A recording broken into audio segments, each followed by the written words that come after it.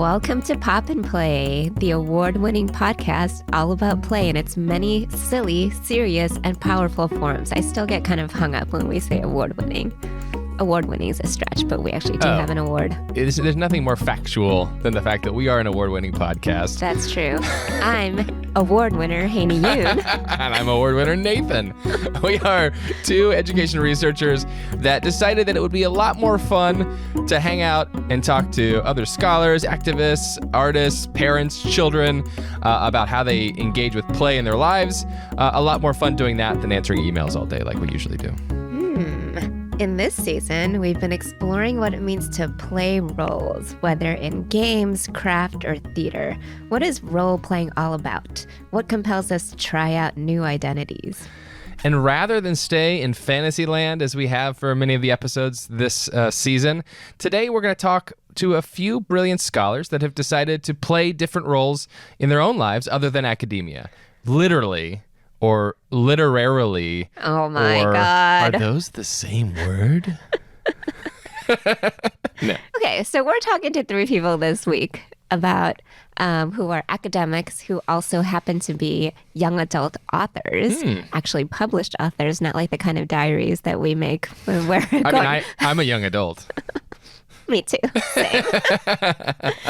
And so we had the privilege of reading some of their work, right? Yeah, and engaging with it and thinking and reflecting back on our own mishappened middle school, high school, young adult dilemmas as well. So first we have sisters and co-authors Maritza and Maika Moulite. Maritza is a doctoral student at the University of Pennsylvania studying literacy and children's media and culture.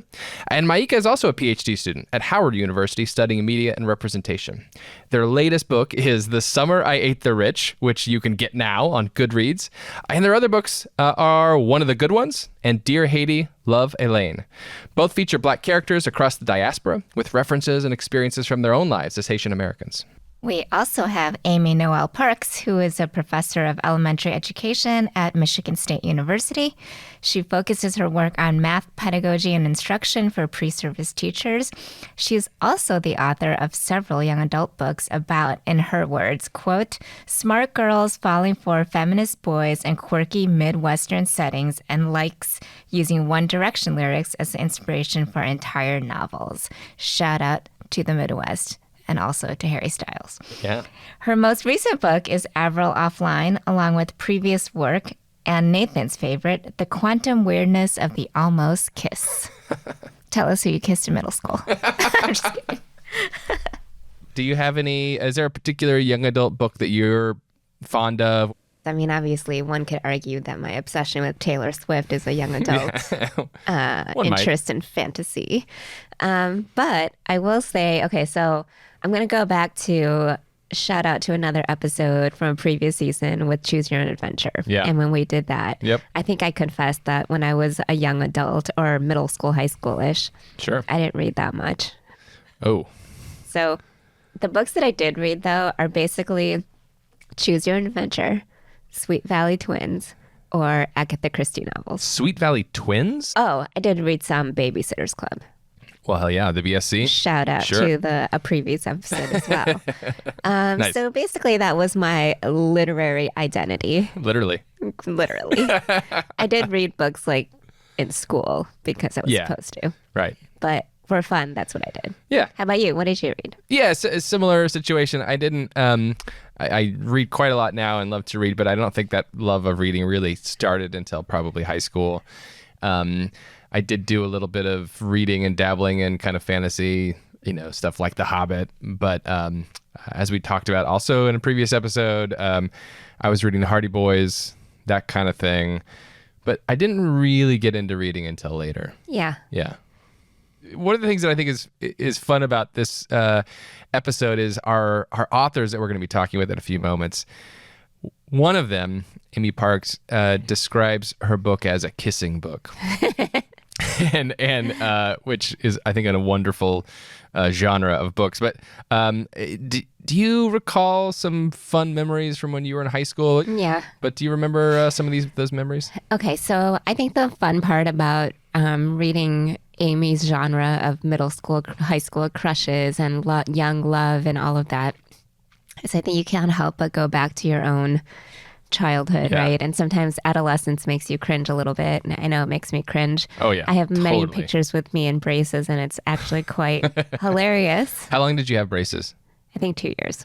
Oh my God. Did you have braces? I had them for 4 years. My mom was an orthodontist assistant. And so, I mean, they were like, well, we can't take them off. There's more to do. And so I just had them forever. So it kind of made me think about, friendships. So I think of Holly Shuffle. Huh. Okay, shout out to Holly Shuffle. Holly, please listen to this podcast. Holly's probably a listener. I hope so. I mean, me and Holly actually ended up going to the same undergrad and then also stayed there for grad school. Wow. And so we actually reconnected several times throughout our adulthood. That's crazy. Yeah. So Holly Shuffle was my neighbor. Holly and I, our neighborhood, we actually lived very close to our middle school. Shout out to River Trails Junior High. So we lived like 2 blocks away from our junior high. So she was kind of like my walking buddy. So we would walk to school. We would walk back to school, and it would take us like an hour to walk back to school because we would just mess around all the time. Like while we're walking, we'd be like the slowest walkers ever. And one of the things that we did too was like the bus kids would always pass by. And like I still remember this guy, Timmy. I'm pretty sure Timmy Monahan was his name. Timmy, if you're listening. Timmy, if you're listening. I don't know. I don't know what to do if you're listening. But I'm pretty sure he had a crush on me. Oh, yeah, he definitely. Timmy, if you're listening, give us a call, give us a hashtag. You had a crush on me. Anyway, so every time he like basically mobilized his whole bus to scream my name. Oh, he had a huge crush. Every single time the bus would pass by, they would just be like, Haeny Yoon, Haeny Yoon. Okay? And they did that every day. So me and Holly would always just like, I thought it was so annoying, but I also thought it was kind of fun. It's kind of awesome, right? So me and Holly would walk really slowly until the bus passed by. You wanted to make sure you had your daily dose.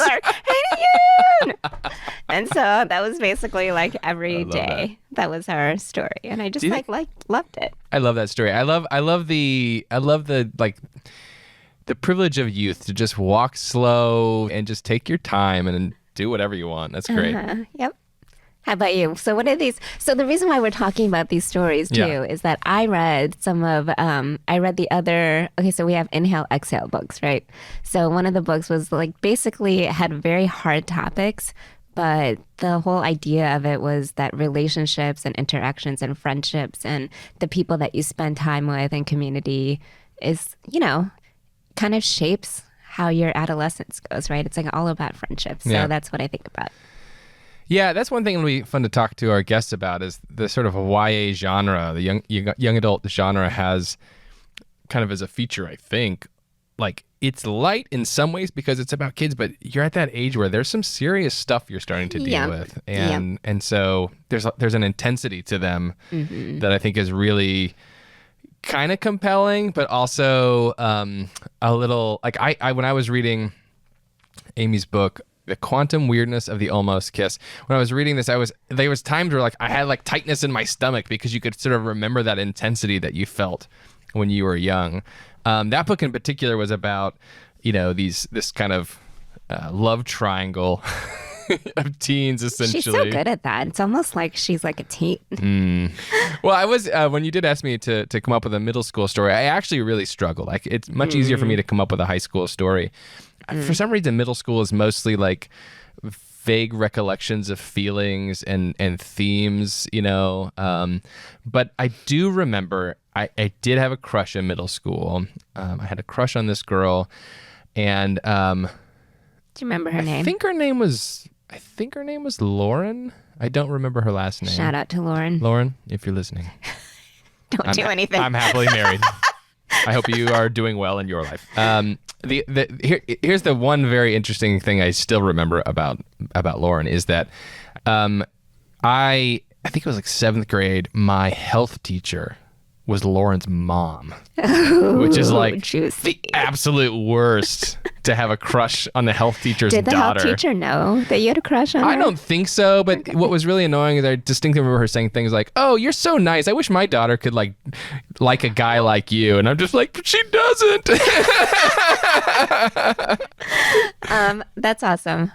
That's my story. That's the only thing I can remember about. That's awesome. Middle school crushes are so devastating and fun and exciting at the same time. Yeah, and they're also just like mentally, it's an absolute mess because you don't even understand what you're thinking or feeling, and you don't know. Like it's just like chaos. Yeah, it really is. I think that's why we kind of like don't remember a lot of things from middle school. Perhaps broke our brain. The chaotic, wild energy of middle school life is very hard. I think that's why we want to talk to our guest this week, right? Yeah. Because I think their specialty is getting into the chaotic, wild life of middle school, high schoolers. And I think one thing that young adult authors do really well is that they embrace that chaotic part of adolescence, but then also convey and show that adolescents also have like real ideas and real feelings. Yeah. And I think sometimes we dismiss the actual thoughts and ideas that they have. Right. It's chaos, but that doesn't mean it's not real and meaningful, right? Right. Yeah. Well, let's get him on here. Let's talk to him. Sounds good. Okay. Very, very excited. I'm kind of nervous right now because we have 3 amazing superstars with us today. It's true. Who are academics just like us, but also are young adult authors. So they're actually doing the most while we're just like barely making it. Yeah, we'll get into that, but I don't even know how this is possible. Yeah, so we're going to try to find out. So we have Amy Parks, who's an associate professor at Michigan State University. Hello. And tell us your middle school crush's name. My middle school crush's name. Oh, well, my first boyfriend was in 8th grade, and his name was Charlie. Oh, Charlie. Very nice. It was really a shock to receive that question, I'll say. You know what? I just thought of that question off the top of my head. Perfect. Because It woke me right up. I also just forced Nathan to share his middle school crush, and I could tell that it was very disconcerting for him. We also have Maritza Moulite, who's a PhD student at the University of Pennsylvania, and I actually got to meet her a couple months ago, and she was amazing, and she casually mentioned to me that she is a young adult author, which I wrote in my notebook and contacted her right back. Maritza, do you want to say hi and tell us your middle school crush?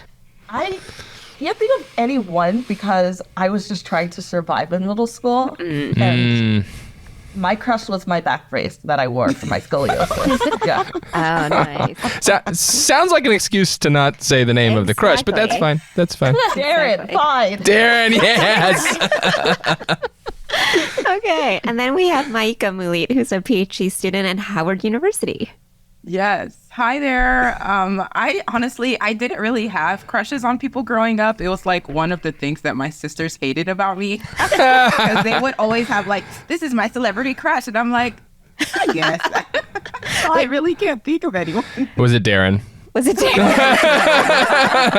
So I can't besmirch the family name. Starting mess. Yeah, exactly. Well, okay. So all of you are either academics right now or emerging scholars or scholars in the making. And so I feel like that's already a very, very time-consuming part of your identity and part of your life. So tell us how you started this journey on young adult writing. So I'll say I always loved to read young adult books. So for a long time, when I was a teacher, they were an escape for me. And in my early academic career, they were an escape for me. And then, the honest truth is I had sort of a crisis in my work after the 2016 election. I was like, I've spent 25 years in education, and this is what I've done. Yep. And it made me feel like everything was super pointless. And I found it really hard to do scholarship, like in the year after. I was not seeing what that was doing in the world. And I felt like, I don't know, I just needed to fully escape. And so I started writing. That's how that got going. So my work is very escapist, I would So say. you just sat down and started writing these stories. Yeah, pretty as an much. escape. Oh, that's awesome. Do you have a background in writing? I was a journalism undergraduate, so not in fiction, but certainly I've always been a writer in one way or another. Yeah. Maika, how about you? How did you get started on this journey? Yes. So Maritza and I we recently graduated from undergrad, and we were honestly feeling a little bit disillusioned with working. We were like, this is what we're supposed to do for the rest of our lives until we die? Terrible. Bad deal. So we started to think like, okay, what is something that we might be able to do instead just for ourselves? And growing up, our parents were very strict and they didn't let us go to the library. I'm sorry, wrong. They didn't let us watch TV during the weekdays. And they made us go to the library every weekend. So we grew up reading as our form of entertainment. And then Maritza and I were just like, why don't we try to write a book, because there were things that we wanted to see written that just weren't written. And we kind of started on this journey of writing together. And the first book that we wrote together, it was so strange how the characters seemed to just kind of appear to us. Like we both had a clear sense of who she was, even though we had never written together in this way. And we decided to just go down that path. And I'm really glad about it because writing can be so solitary. Oh, yeah. And there's something to be said about writing with a writing partner. And when the writing partner is your sister, we have just moments of shorthand and also bullying. A lot of bullying. Yeah. I mean, what does it look like to write together? Because I was thinking about that. Yeah. I was telling Maritza that I'm halfway into one of the good ones. And I feel like, so I could almost imagine how that collaborative writing might look because each chapter is sort of like from a different perspective or jumps back and forth in time or, there's like a certain different point of view of the character and things like that. So what is it like? Is it like you're in Google Docs and you furiously like erase each other's words and do it like that? Or are you thinking like, is it like a pass the torch sort of thing? Is this what it looks like when you co-author a paper? You're furiously erasing the words of your co-author? I'm just kidding. I don't do that. I'm just wondering what that looks like. Yeah. So for us, we start with an idea or a character or a vibe or something. And then we kind of sort out in our own minds what we're envisioning for the story. And then we'll sit down and talk to each other. If we're in the same place, that's great. But if we're not, then we'll just like get on FaceTime or something and talk through where we are. And then we'll break off again and do some research, get really distracted in the research because it's procrastinating. And we know how that sounds. We know what that looks like. It's part of the journey. Yes. Do that as much as we can. And then we come together again and like come up with an outline. Even though we have very similar sensibilities, we don't actually share brains. So we have to know what's going to happen in the story while still leaving room for whatever inspiration to strike. And then we typically write pretty chronologically, but we're not tied to any particular character or chapter. Like I could start one and she'll finish, and then we just always go back and read through what the other person has written, do any type of edits. That's when we're like, not furiously erasing, but adjusting, if you will. And then we do that basically through the entire story. So it ends up having both of our voices. Kind of blended together. Yeah. And Maritza, I'm assuming that your entry into it also kind of started, as Maika suggests, with some disillusionment as to what was going to happen next. Or we actually started it was like grad school time, and we were just trying to figure out like, what can we do? What do we want to do? Yeah. This is, it's been a huge part of our lives for such a long time. Yeah. And just trying to do something that we've loved forever and make those types of stories that we would have wanted to read growing up. We just decided, like, what happens if we do this? And then it worked out. Yeah. And we've written separately, but this working together makes us stay the course. Yeah. Yeah, I mean, I love that because I think what we've been talking a lot about the last few seasons of Pop and Play is just like we don't have to actually just be one thing. Yeah. Right? That we could be a lot of different things. And I think we say that a lot. It's like a lot harder and takes a lot of risk, right? To actually jump in and be like, I'm just going to do the other thing that I also wanted to do and try out. And my research is on young children, and so I feel like they do it so easily, right? They do it all the time. Like they swap out roles, they go back and forth. They don't feel like they have to necessarily be in this one category. And I think that for a long time, I was sort of that person who was like, I have to stay in my lane and do this one thing and be just this person. I was actually going to ask like how that reception to the idea of being able to do different things and kind of stray away from one particular brand has been in academia. Just casually asking for no reason at all. No reason at all. That definitely sounds like an Amy question. Yeah. Well, like the thing that first comes to mind is how like for the first, certainly all through grad school, when I was coming up being an elementary teacher and going into so a PhD program, so I never felt smart enough like around my colleagues. And so it was years before I even admitted I read books like this, like much less that I wanted to write them. And I can actually remember Twilight came out and I heard a doc student at UGA, this is when I was a faculty member, talking about it in the kitchen, and I sort of ran out of my office and I was like, tell me about Edward and Bella. What do you think? And like the secret was out. I love that.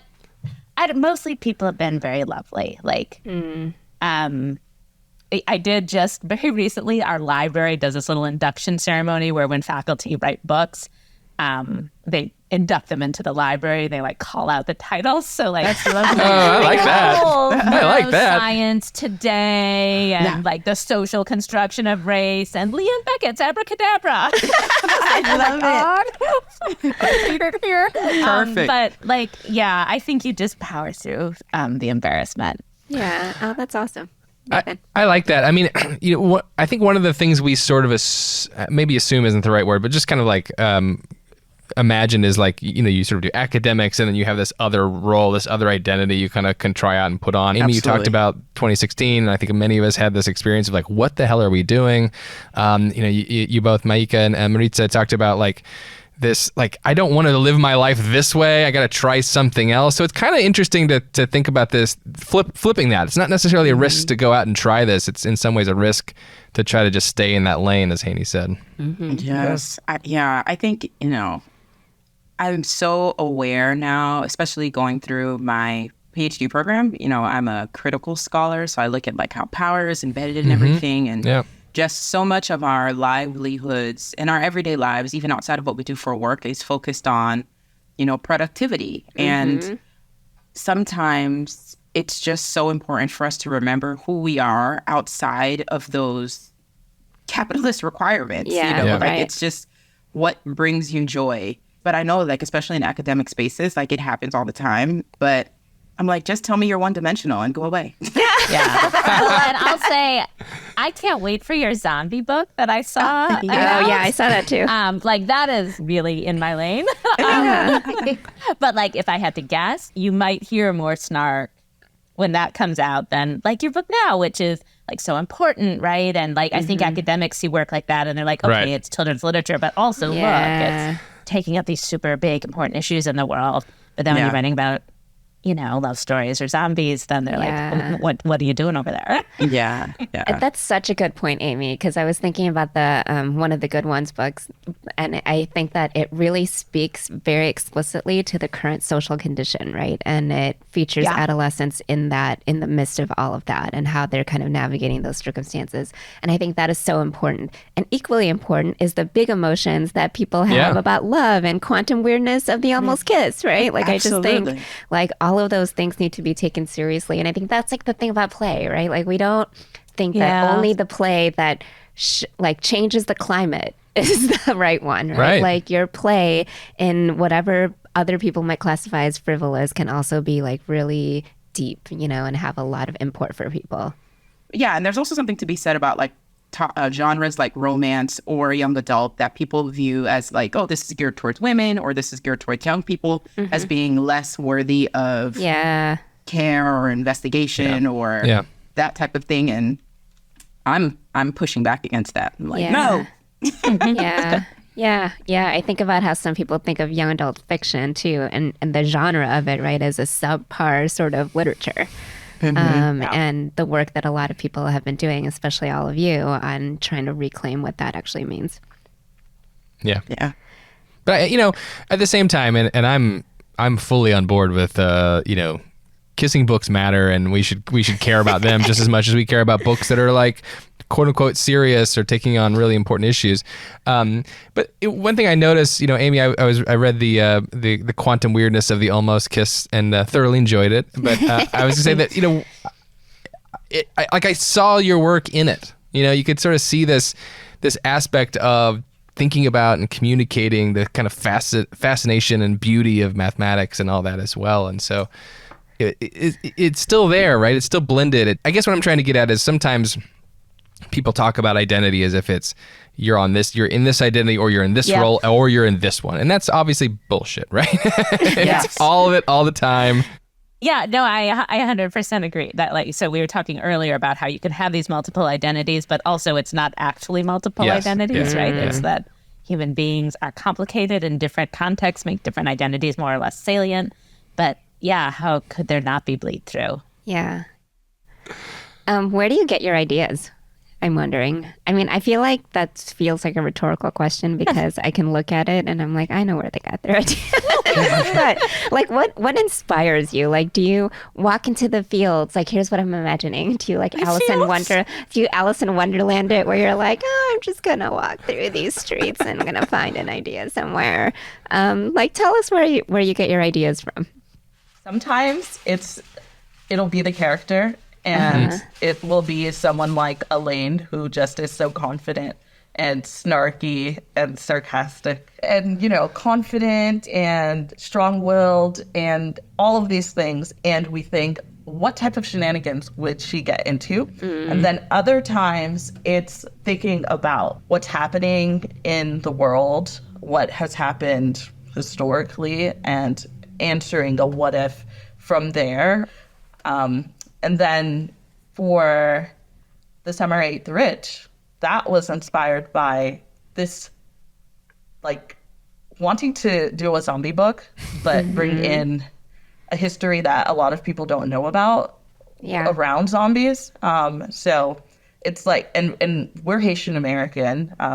We have that duality. It's not duality, but we have that as part of our identities. So we thought about what it would be like to have a girl who is zombie in the Haitian sense of the word, which was formed during slavery, where the enslaved people were just absolutely terrified of being further enslaved even after death. And then that was the zombie. And then, people come to Haiti, they see the idea and the different ceremonies, and then it has evolved into the brain eating, kind of dragging your feet, moaning zombie that we know now. So combining these different ideas of a zombie and someone who is out for revenge and wants to start some class warfare. I'm wearing my Eat the Rich sweater. Nice. Oh, that's so great. I mean, how about you, Amy? Like, how do you get your ideas? In some ways, really similarly, I think to sustain a book, you can't have just one idea. Yeah. So, I have a middle grade coming out in February called April Offline. And I would say it was this combination of two things. One is when I was little, I really loved the mixed up files of Mrs. Baisley Frankweiler, where these kids run away and live in the museum in New York. And as a kid in the Midwest, I just found everything about that setting so exotic. As well as their independence and the adventure. So I wanted to write a story like that, where two kids today ran away to a college campus, because that's what I know. Yeah. And then I teach these undergraduates, and I was actually teaching a children's literature class, and one of my undergraduates' phone rang, and she said, "Can you talk to my mom?" And I was like, okay.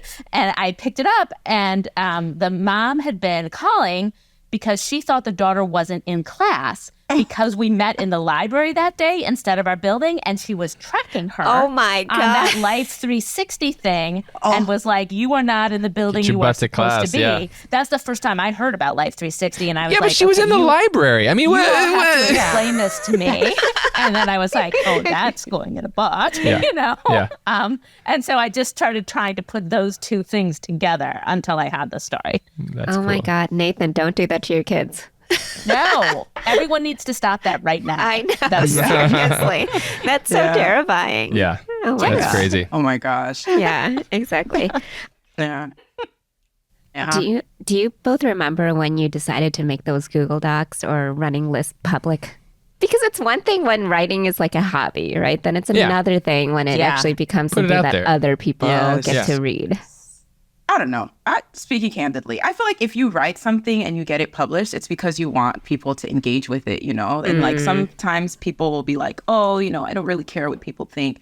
And it's like, if that was the case, then it would be a diary entry. You would not share it. It's the act of sharing that makes it so like fulfilling, even if people get it or don't get it. But I think for Maritza and I, we were just like, we knew that from all of the books that we read growing up, there were certain books like about Black girls, Haitian girls that were just missing. And this was really much like, we want to write this story first for ourselves, but then we know that it will resonate with people, even if you aren't a Black Haitian girl.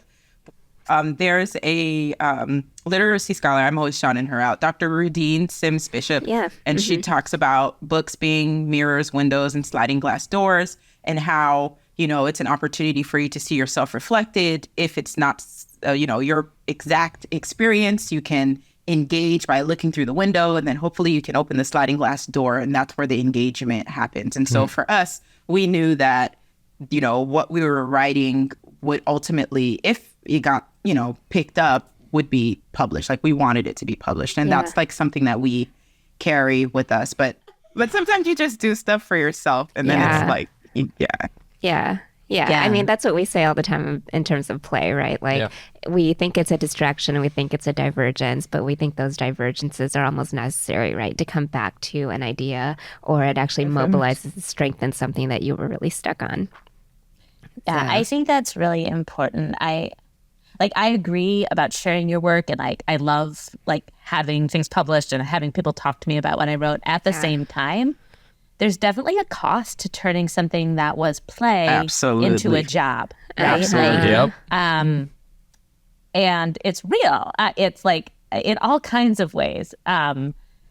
You know, like what I write now and what you write, I'm sure, is a negotiation, right? Like you're thinking about what it's going to sell, and what is my agent going to like, and what is my editor going to like. And the story isn't yours anymore, at least not entirely. Yeah. And so like I've been like sort of playing with this idea in my head of like, because like this does all take a lot of time, and is there space in my life for something else that isn't also a job? Because like this is still playful for me, but it's not playful in the same way it used to be. And I think that's something I'm struggling with right now. I don't have an answer.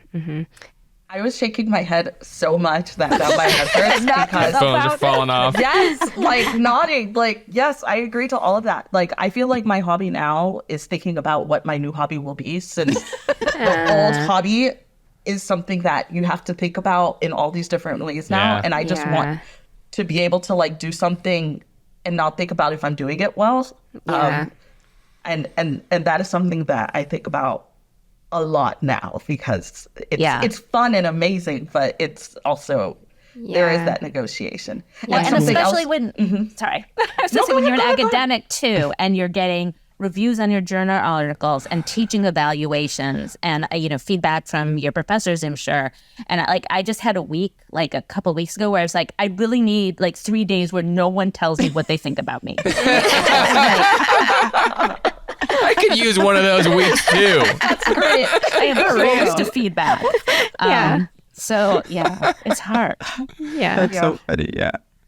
I honestly feel like that's part of the reason why. I mean, it also might be because I'm doing too much, but I like to do more than one thing. Yeah. I don't know if you ever watch Everybody Hates Chris, and the mom is always like, "Oh, because my man has 2 jobs." What's his name again? Shout out to Abbott Elementary. I went back. I haven't does. name. Yeah. But sometimes it's just that, when the academic space is becoming intense, as we know, as it can be, I can pivot to my writing for myself. And if that becomes too much, then I do work with a think tank. So I'm able to move into different spaces because I just, I don't want, like Amy was saying, anybody to just keep giving me all of their opinions about me, and I have nowhere else to just be, Yeah. Yeah. That's what play is all about too, though, right? Is to sort of have that space where you can go and you can just be you, or you can tinker. And sometimes you work hard at whatever the play is, and it's for yourself though, and not necessarily for someone else. So yeah, it's so important to have those spaces, even if not to be always offering the contrary opinion, but also being able to do a job that you find some enjoyment and love in is pretty great too. My daughter was literally this morning. She asked me what I had to do today. I was like, well, I have a lot of meetings, but they're fun meetings and they're going to be, playful. And she's like, you play at your work? I was like, girl, it's my job. Yeah. Yeah. It's so great. I mean, I feel like we could go on and on for a really long time. This was fun. Thank you so much for talking to us about your work. And I think one of the reasons why we wanted to talk to you all in particular was just really admire the ways that you're kind of blurring the boundaries between your work as an academic and also your work as a young adult author, and just not necessarily living separate lives, but living them together. And I think that's a really powerful example for a lot of people and across the stages of their academic career. Yeah, right? Absolutely. Yeah. So we like to do one last thing before we let our guests go, and it's called What's Poppin'. And basically we want you all to, and it doesn't have to be related to young adults at all, right? It could be What's Poppin', RuPaul's Drag Race. I don't know. That's also not sponsored, but we'd love for RuPaul to sponsor us. Give us a call. Call us. Call us, Ru. So just tell us something right now in pop culture, whether it's media, books, toys, games, whatever, anything really, that you feel is popping right now that other people should really check out. Oof. I was most excited about this. So I have several things. Song of Achilles by... I love it. I finally finished Song of Achilles by Madeline Miller. It took me a million years and it's 10 years old, but I see why it's so popular and amazing. I am currently reading We Are Never Meeting in Real Life, hilarious essays by Samantha Irby. Just so funny. Just started up Wheel of Time season 2. I'm trying to get back on it. Just finished Loki, and The Marvels is amazing. Just so good. So many things, and I could go on and on. Oh my God, Nathan just finished up Loki too. I did, but I would much rather spend the time talking about how much I enjoyed The Marvels. So I took my 2 kids to that, and I just was we were just this is the best. We had so much fun. I love it. Yeah. Shout out to Miss Marvel. I don't really know anything about this. Okay, the last movie I saw was the Taylor Swift Eras Tour. Hey, that's cool too. That's very good. Yep. There's room Speaking of tour films, that's my pop culture moment. Okay. Oh, Beyonce? I'm going to see Renaissance the film tonight. I went to the concert twice, and I'm going to see the film tonight. Oh, wow. I was going to wait for my sisters, and they were lollygagging way too much. So my friend was like, we're not waiting for them. Let's go. That's awesome. Yeah. So I'm excited for that. So you've actually been to the real Renaissance concert 2 times, and now you're going to go see the movie. Yeah. The DC show wasn't giving me the energy, so I had to go back home to Miami, and I was like, that's what I needed. Oh my gosh, that's amazing. That's cool. I love that. Yeah. Amy? I think I'm going to do an inhale and an exhale. Oh, nice. If I understand the terms properly. So I think my exhale is The Inheritance Games by Jennifer Lynn Barnes. It's a series where the premise is so brilliant. This orphan girl gets a message saying she is now the sole heir to a billionaire's fortune if she goes to live in his mansion with his 4 hot grandsons. It's just amazing. It's the whole book is catnip. I don't know. It's 250 pages, and you just read it in 3 minutes. And I think it is eventually going to be a TV show, so you could hold out. Nice. Oh, no, what's the book called? The Inheritance Games. Okay, thank you. And then the podcast, it's called 5 to 4, and the tagline is "Why the Supreme Court Sucks." And it's 3 lawyers like unpacking cases, both current and past. And I just find their righteous anger, and they're hilarious. And it's just like this cathartic place where like I feel like I am not an insane person, like someone else out there is as mad as I am. But also lots of things about the law that I did not know. Yeah. That sounds amazing. It is. It's really good. Thank you so much, guys. This was really fantastic. I'm excited to check out all these books and recommendations, and I really enjoyed engaging with your work. It's been like a ton of fun and super fun to talk to you all as well. Yeah. Thank you. This was awesome. Thanks for having us. It was so fun. Thank you. Bye. Bye.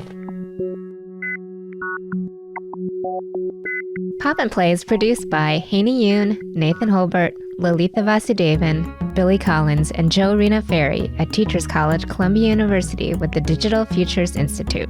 This episode was edited by Billy Collins and Kyle Arlington. For a transcript and to learn more, visit tc.edu/popandplay.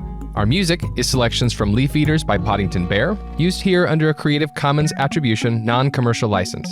Blake Danzig provided our social media and outreach support. Follow at Pop and Play Pod on Instagram and TikTok for more of what's poppin', like the trashies with Ioana Literat.